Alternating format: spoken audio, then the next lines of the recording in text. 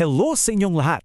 Ngayon, pag-uusapan natin ang isang napakahalagang batas, ang Republic Act 7277 o ang Magna Carta para sa mga taong may kapansanan. Kung isa kang magulang, social worker, guro, advocate o mismong isang taong may kapansanan, napaka-importante na alam mo kung ano ang mga karapatan sa trabaho na nakapaloob dito para makalikha tayo ng mga tunay na oportunidad. So, para maging malinaw ang usapan natin, heto yung magiging daloy.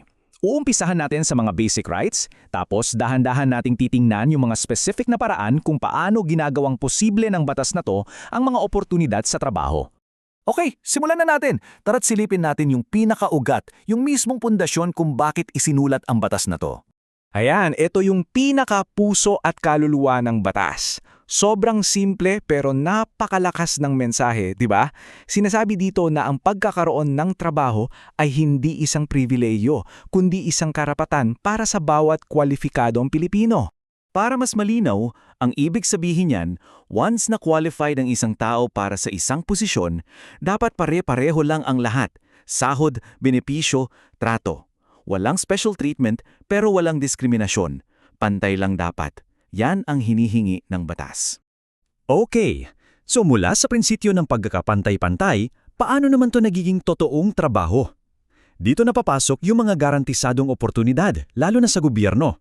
Itong numerong to, napaka-importante.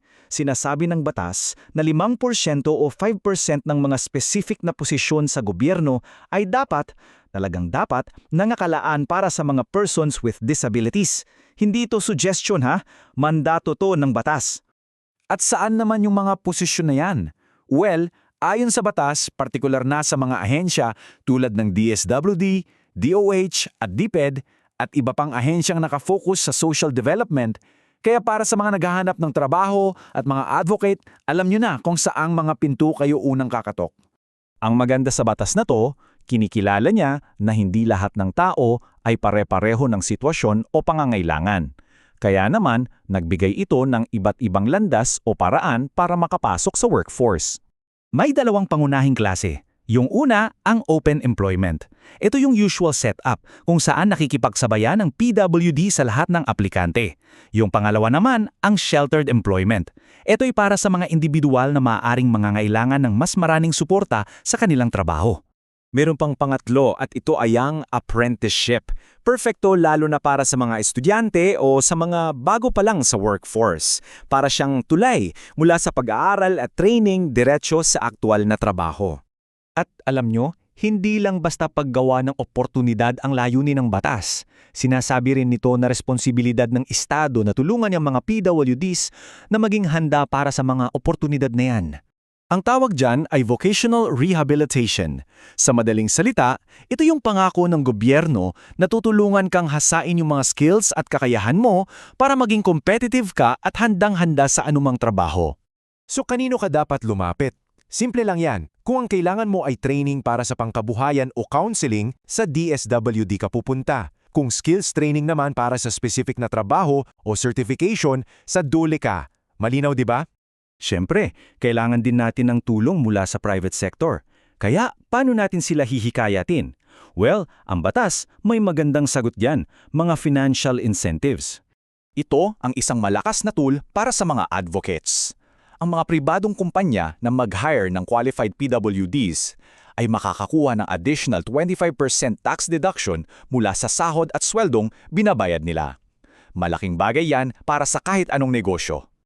At hindi pa dyan nagtatapos ha, kung kailangan nilang baguhin ang kanilang opisina para maging mas accessible, halimbawa maglagay ng ramps o PWD-friendly na banyo, makakakuha sila ng additional 50% tax deduction sa mga gastusin yun. Grabe, di ba?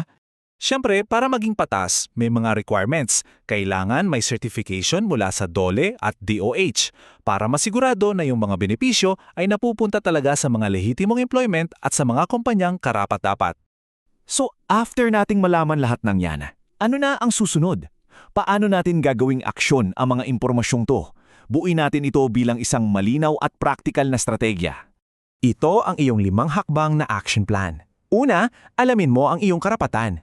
Pangalawa, hanapin ang mga trabaho sa gobyerno. Ikatlo, tingnan lahat ng options. Ika-4, gamitin ang suporta ng gobyerno. At ikalima, gamitin ang mga incentives para hikayatin ang mga employer. Sa huli, itong batas na ito ay isang kasangkapan, isang napakalakas na tool. Pero ang tunay na kapangyarihan nito ay wala sa papel, kundi nasa paggamit natin. Kaya, iwan ko sa inyo ang tanong na ito. Paano mo ito gagamitin para lumikha ng pagbabago at oportunidad para sa sarili mo at para sa iba?